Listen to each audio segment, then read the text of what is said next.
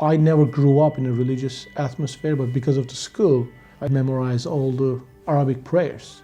I lost my uncle and I loved him dearly, and that really affected me in thinking about the Creator, and that really led me into the bit of darkness. I was young, 10, 11 years old, but I was thinking how a loving God can make my uncle die.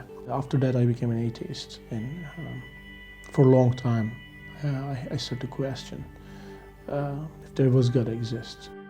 I was trying to become a mountain climber during my teenager ages. I wanted to be a professional mountain climber. So one day I was climbing up in the mountain, and I was trying to climb from the north face of this mountain.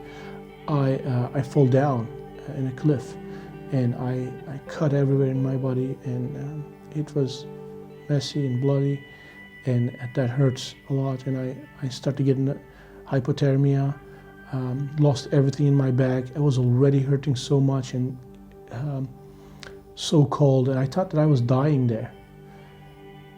So I started to pray first time in my life. I didn't know what to say, but I was like, if you are there, that's the perfect time to help.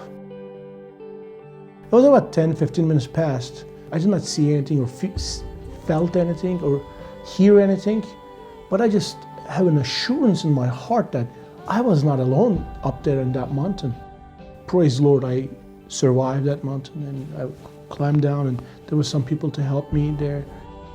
So a couple of weeks later, I started to ask deeper questions and start to search about many religions, and they were pretty simple, pretty close to one another. They were all talking about what kind of man I should be to get saved, and that did not really give me a peace, because it's like everybody's saying the same thing. So I don't need a religion for that. I can be just a good guy. Why would I need those religions? And one day I just show up to the church.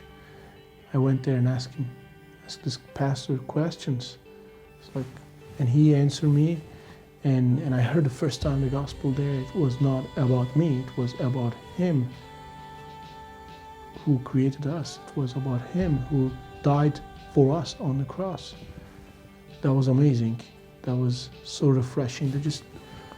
I did not come to Christ right away, but it's take the weight off from my back. So it's okay. Like, I know I'm really bad guy, and I cannot do so much to save myself.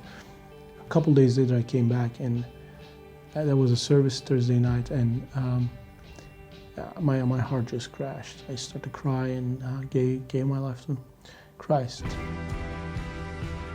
Actually, I was like a believer for 10 days. I knew that Lord was leading me into something. I didn't even know what deacon or pastor is at the time. This is my first Sunday, basically. Like, I'm just honored to be able to preach the gospel in this land. I'm just an unworthy man before the Lord, and He just honors me to proclaim His gospel. Who am I to follow the steps of Paul after he left? That's the beauty of the gospel. It's not about me, it's about Him, it's about Christ.